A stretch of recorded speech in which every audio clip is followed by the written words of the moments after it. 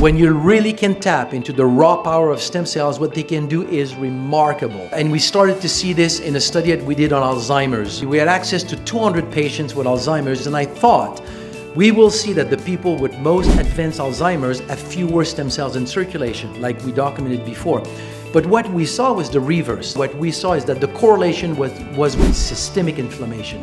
The most advanced had more systemic inflammation, and when we looked at the phenotype of stem cells, they had lost the CXCR4 receptor, meaning that the stem cells had been activated, but in the main circulation. So when they reach the tissue, the capillaries, they can no longer migrate. They've already activated the migration mechanism.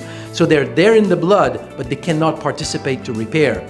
So it brought the whole concept that in any kind of situation, systemic inflammation is probably suppressing the ability of stem cells to really identify where they need to go and being able to fully migrate into these tissues.